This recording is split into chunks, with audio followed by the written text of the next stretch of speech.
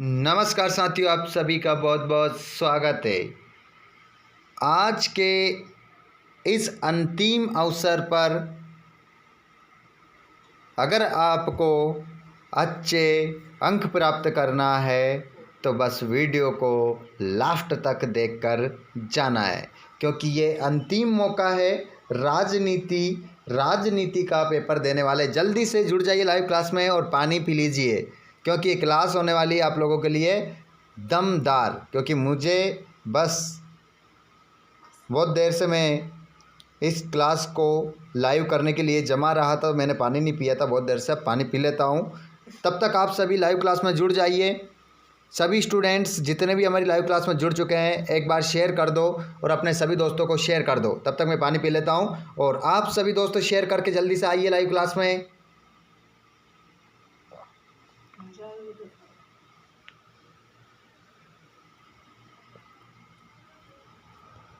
आ गए? कर दिया आप लोगों ने? चलिए, किस किस ने शेयर कर दिया कमेंट बॉक्स में बताओ जल्दी से। जल्दी से बता दो मेरे को। जी हाँ दोस्तों, आज यहाँ से 32 नंबर के ऑब्जेक्टिव आप पक्के कर कर जाओगे। बस वीडियो को लास्ट तक देखिएगा और अपने दोस्तों को शेयर करने के बाद अगर आप आ गए हैं तो चैनल को सब्सक्राइब कर लो। अब स्टार्ट कर रहे हैं हम कल का होने वाला पेपर, राजनीति शास्त्र, पॉलिटिकल साइंस का पेपर पूरा छपेगा। जी हाँ दोस्तों, 15 मार्च का पेपर। चलिए स्टार्ट करते हैं पहले क्वेश्चन से। सही विकल्प का चयन करके लिखिए। सोवियत संघ का विघटन किस वर्ष हुआ? सोवियत संघ का विघटन हुआ है वो 1991 में। राइट आंसर होगा आपका 1991। अगला क्वेश्चन, द्विध्रुवीता के उदय का प्रमुख कारण था। तो द्विध्रुवीता के उदय का जो कारण था वो था दो महाशक्तियों का उद्भव, परमाणु हथियारों का दौड़ और महाशक्तियों की कम संख्या, और चौथा ऑप्शन रहेगा आपका उपरोक्त सभी। यही आपका राइट आंसर रहेगा। अगला क्वेश्चन, यूरोपीय यूनियन की मुद्रा का नाम है। यूरोपीय यूनियन की मुद्रा का नाम है तो यूरो, आगे आ रहा है यूरो, तो इससे क्या बन जाएगा? यूरा। यूरा इसकी मुद्रा का नाम था। नेक्स्ट क्वेश्चन, राष्ट्रसंघ का गठन मानवता को स्वर्ग पहुंचाने के लिए नहीं बल्कि उसे नरक से बचाने के लिए हुआ है। ये कथन किसका है? तो ये जो कथन है साथियों, ये कथन देने वाले हैं डेग हैमरशोल्ड। ठीक है, डेग हैमरशोल्ड का कथन है। अगला क्वेश्चन, किस विश्व युद्ध के बाद शीत युद्ध का दौर चला? तो यहाँ पर होगा आपका द्वितीय विश्व युद्ध के बाद शीत युद्ध का दौर चला। क्वेश्चनों को नोट करते चलिएगा और जो जो स्टूडेंट्स लाइव क्लास में जुड़ रहे हैं आप सभी अपने दोस्तों को भी शेयर ज़रूर और ज़रूर करिएगा, क्योंकि यह क्वेश्चन है जो आपको सफलता की ओर लेकर जाएंगे। बहुत ही IMP क्वेश्चन है जो पेपर में आपको देखने को मिलेंगे। नेक्स्ट क्वेश्चन आपका छठा वाला, विश्व पर्यावरण दिवस कब मनाया जाता है? तो विश्व पर्यावरण दिवस मनाया जाता है 5 जून को। नेक्स्ट क्वेश्चन देखेंगे, रिक्त स्थानों की पूर्ति कीजिए। रिक्त स्थान की पूर्ति करेंगे। पहला है लेनिन के उत्तराधिकारी थे। तो लेनिन के जो उत्तराधिकारी थे वो थे स्टालिन लेनिन के उत्तराधिकारी थे। अगला क्वेश्चन, भारत आसियान का सदस्य वर्ष ने बना, कब बना? तो ये बना था 1992 में। दूसरे का आंसर क्या हो जाएगा? 1992। अगला क्वेश्चन, वर्ल्ड हेल्थ ऑर्गेनाइजेशन की स्थापना वर्ष में हुई। तो वर्ल्ड हेल्थ ऑर्गेनाइजेशन की जो स्थापना हुई है वो हुई है 7 अप्रैल। ठीक है, 7 अप्रैल 1948 में हुई है। अगला, मैग्ना कार्टा किस वर्ष में जारी हुआ? ठीक है, तो मैग्ना कार्टा किस वर्ष में जारी हुआ? तो ये हुआ 1215 में, ठीक है। मैग्ना कार्टा 1215 में जारी हुआ। अगला क्वेश्चन 5वां, पर्यावरण की सुरक्षा से संबंधित प्रथम अंतर्राष्ट्रीय सम्मेलन शहर में हुआ। तो ये जो हुआ था वो था रियो डी जेनेरो,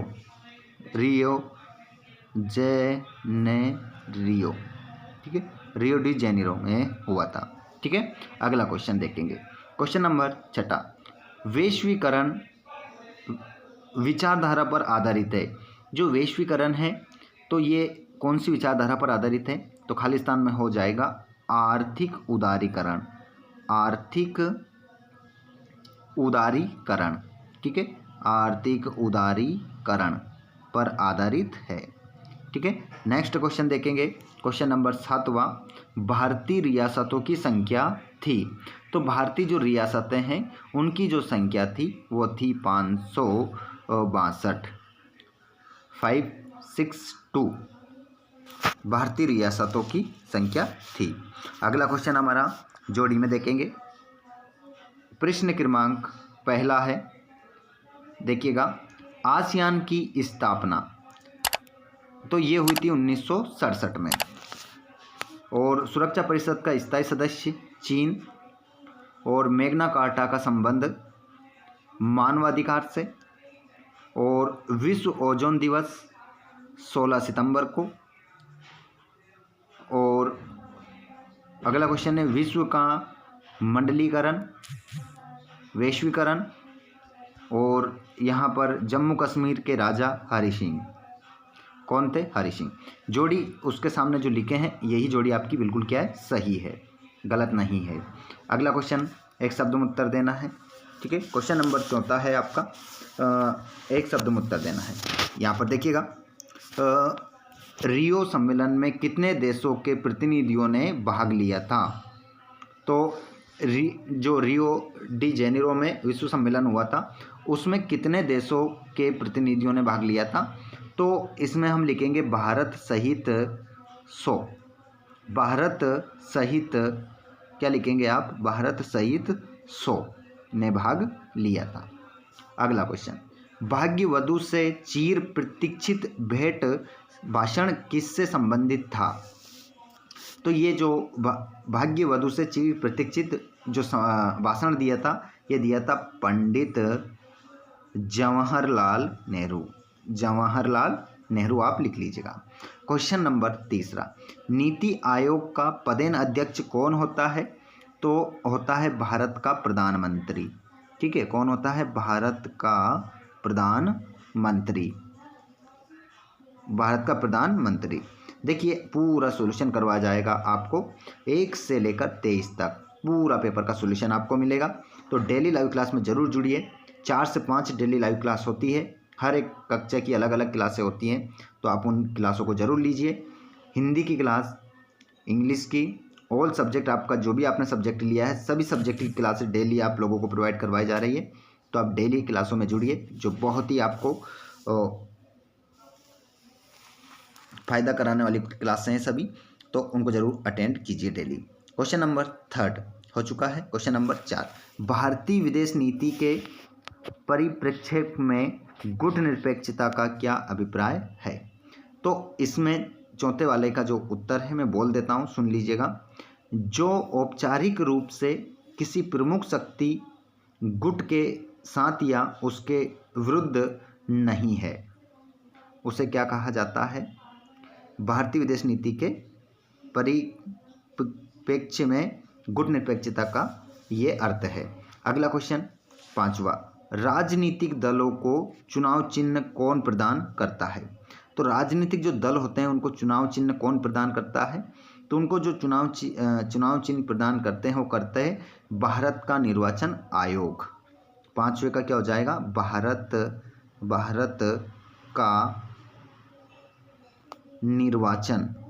का निर्वाचन आयोग, ठीक है, भारत का निर्वाचन आयोग प्रोवाइड करवाता है। क्वेश्चन नंबर 6 और 7वां, इसका आंसर मैं अभी आपको नीचे दूंगा, ठीक है। एक जगह मैंने लिख रखा है, वो अभी मैं आपको प्रोवाइड करवा दूंगा। उससे पहले हम सत्यापत्य देख लेते हैं। प्रश्न क्रमांक जो हमारा 5वां है, 5वें का पहला, नीति आयोग का गठन 2022 में हुआ है। तो इसमें आप क्या लिखोगे? सत्य लिखोगे। अगला क्वेश्चन, हरित क्रांति का संबंध कृषि उत्पादन में वृद्धि से है। सॉरी, नीति आयोग का गठन 2022 में हुआ, नहीं, असत्य है ये, ठीक है। और हरित क्रांति का संबंध कृषि उत्पादन में वृद्धि से है, बिल्कुल सत्य। अगला, भारत सभी प्रकार के परमाणु परीक्षणों का समर्थक है। तो ये भी क्या हो जाएगा आपका? असत्य।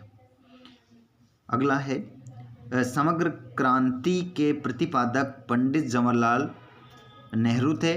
तो ये भी आपका क्या हो जाएगा? असत्य हो जाएगा।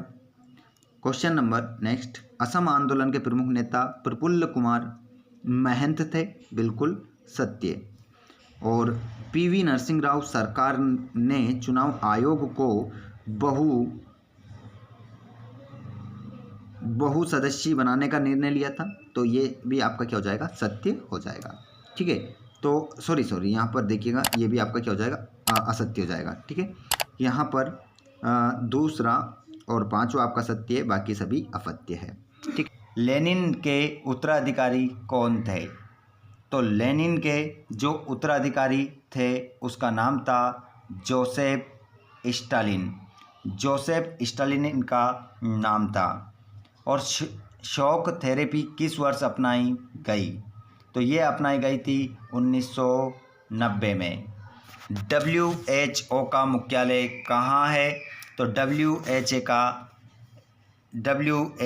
का जो मुख्यालय है वो आपका राइट आंसर हो जाएगा जिनेवा में इसका मुख्यालय है।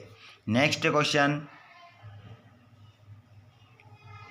चौथा वाला, CWC संधि पर भारत ने कब हस्ताक्षर किया? तो CWC संधि पर भारत ने कब हस्ताक्षर किया? इसका राइट आंसर होगा जनवरी 1993, आपका राइट होगा। क्योटो प्रोटोकॉल कब हस्ताक्षरित हुआ? तो क्योटो प्रोटोकॉल कब हस्ताक्षरित हुआ? इसमें आपका राइट आंसर होगा, वो होगा 1997। राज्य पुनर्गठन आयोग के अध्यक्ष थे, राज्य पुनर्गठन आयोग के जो अध्यक्ष थे उनका नाम था न्यायाधीश फजल अली। लिख के रखिएगा इन क्वेश्चनों को, अपने हाथ में कॉपी और पेन उठा लीजिए और इन सभी प्रश्नों को नोट कर लीजिए। रिक्त स्थानों की पूर्ति करना है। पहला क्वेश्चन है, यूरोपीय यूनियन की संधि किस वर्ष प्रभावी हुई? यूरोपीय यूनियन की संधि किस वर्ष प्रभावी हुई? तो इसमें राइट आंसर आप लिखेंगे 1871, आपका राइट आंसर हो जाएगा 1871। नेक्स्ट क्वेश्चन, संयुक्त राष्ट्र संघ के वर्तमान महासचिव है। तो इसमें आपका राइट आंसर हो जाएगा एंटोनियो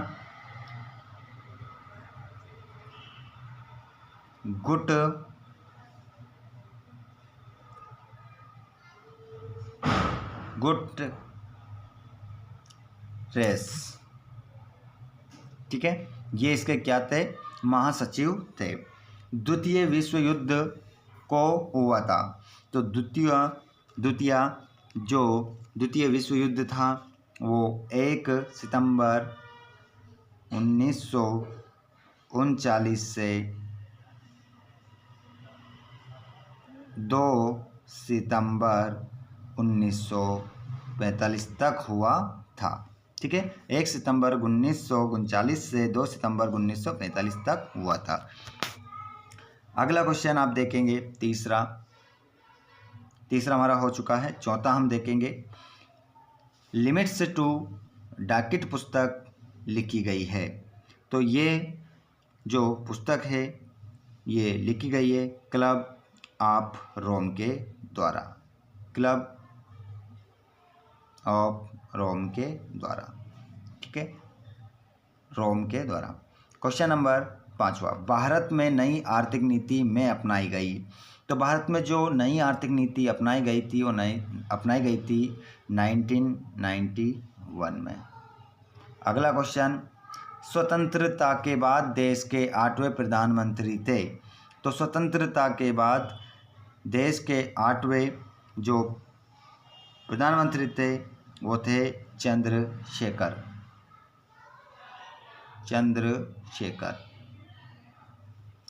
अगला क्वेश्चन, नीति आयोग की स्थापना वर्ष में हुई। नीति आयोग की जो स्थापना हुई वो हुई 1 जनवरी 2015 में नीति आयोग की स्थापना हुई। अगला क्वेश्चन आप स्क्रीन पर देखेंगे, जोड़ी यहाँ पर सही मिलाना है। चलिए तो जोड़ी को हम यहाँ पर देख लेते हैं। CTBT की स्थापना, तो CTBT की स्थापना जो हुई है, देखिएगा यहाँ पर आप,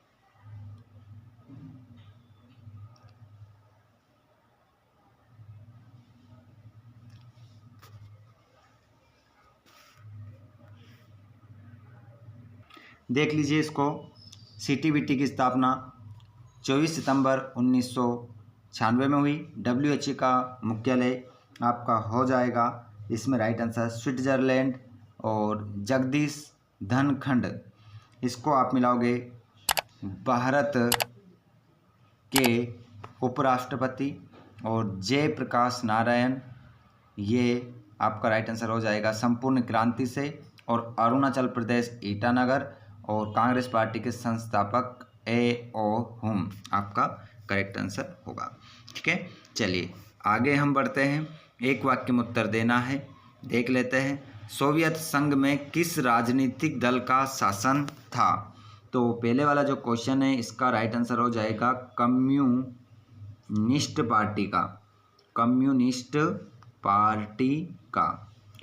पार्टी का। नेक्स्ट क्वेश्चन, ग्लोबल वार्मिंग क्या है? तो मैं इसको बोल रहा हूँ, आप सुन लेना। ग्लोबल वार्मिंग क्या है? उससे पहले हमारा क्वेश्चन दूसरा, शिमला समझौता कब हुआ? तो इसका जो समझौता हुआ था वो हुआ था 2 जुलाई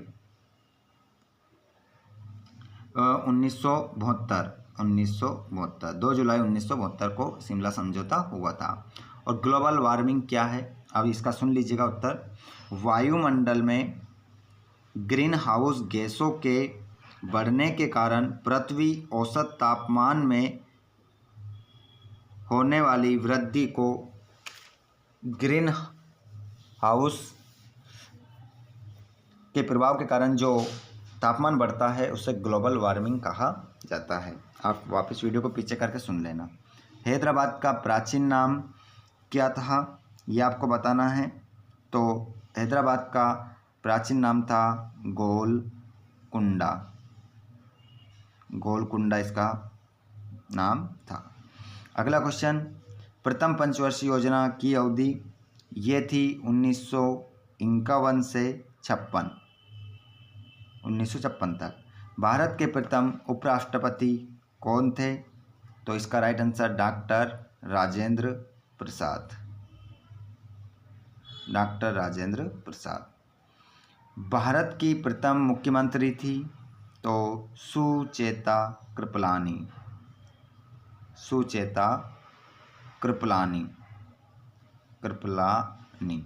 ठीक है, सुचेता कृपलानी। नेक्स्ट क्वेश्चन, सत्यापत्ति में देखेंगे। यूरोपीय संघ का मुख्यालय ब्रुसेल्स में है, तो सही हो जाएगा, ब्रुसेल्स में ही है। भारत सुरक्षा परिषद का अस्थायी सदस्य है, ये भी सत्य है। और वर्ल्ड ट्रेड सेंटर अमेरिका में स्थित है, ये भी सही है। और एमनेस्टी इंटरनेशनल संस्था का मुख्यालय अमेरिका में है, ये आपका असत्य हो जाएगा। श्वेत क्रांति का संबंध दुग्ध उत्पादन से था, ये आपका सत्य हो जाएगा। भारतीय गणराज्य का सिक्किम अलग राज्य 26/4/1976 को बना, तो ये भी आपका सत्य हो जाएगा। आप मुझे डेट कमेंट बॉक्स में बताएंगे कब बना, है ना। ये डेट गलत है। तो विद्यार्थियों इस क्लास में हमने जाना है, इसमें हमने 64 ऑब्जेक्टिवों को क्लियर कर लिया है। आप सभी दोस्त ज़्यादा से ज़्यादा अपने दोस्तों को शेयर कर दो। और जो स्क्रीन पर ये क्वेश्चन देख पा रहे हैं ना, इसका PDF मैं आपको टेलीग्राम पर देने वाला हूँ। टेलीग्राम की लिंक कहाँ है? डिस्क्रिप्शन में। अगर वहाँ से आप टेलीग्राम को ज्वाइन नहीं कर पाओ तो आप टेलीग्राम पर जाना और वहाँ पर सर्च करना free Sanskrit coaching classes Biaora, और टेलीग्राम से जुड़ जाना, पूरा PDF वहीं पर मिलेगा। टेंशन ना ले, पेपर जबरदस्त जाएगा आपका राजनीति का। चलिए अभी मैं आप लोगों को एक और क्लास देने वाला हूँ, उस क्लास को और देख कर जाना। क्लास कब देने वाला हूँ? सुबह 5 बजे। ज़बरदस्त क्लास रहेगी, पूरा छपने वाला पेपर उसमें आपको दिखेगा। चलिए तो एक बार शेयर कर दीजिएगा जाते जाते, और वीडियो को लाइक कर दीजिए, और चैनल को सब्सक्राइब कर लो, और घंटे के बटन कॉल पर कर लो ताकि वीडियो आपको मिलता रहे। धन्यवाद। Thanks for watching.